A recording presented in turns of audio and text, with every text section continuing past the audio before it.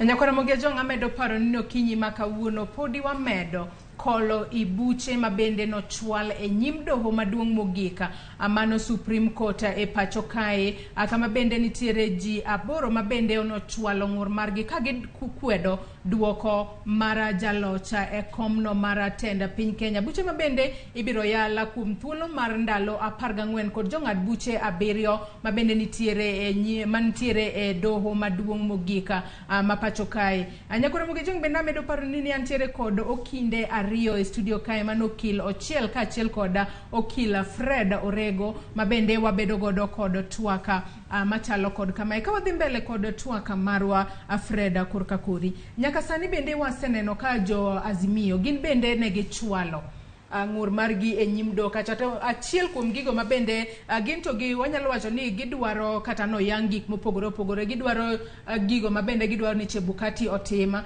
gidwaro gigo mabende DCI otima kotudore kod bura mabende gichwalo ka wachako kod gigo mabende Chebukati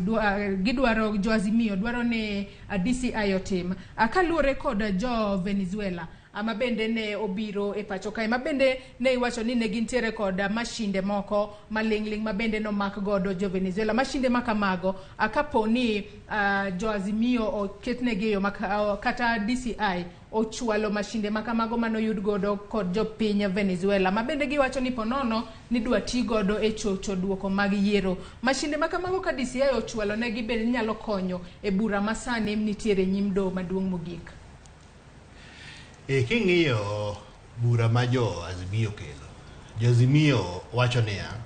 ni king'iyo yiero de kaka nopangi. Nitiere weche manotimore kapok ji nodhi e yiero masani orom bed ang'owa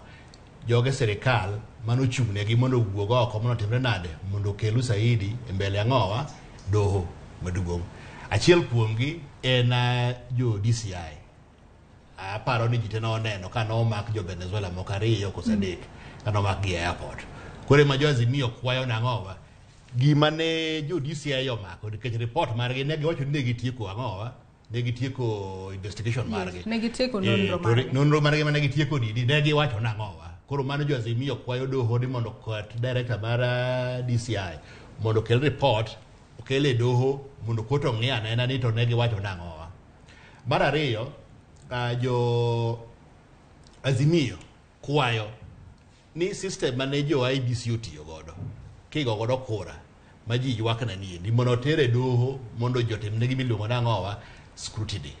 and audit mondo ng'i ane ni gik ma ji wacho king'iyo affidavit ma jalony machon mane otiyo sirikanda Mwai Kibaki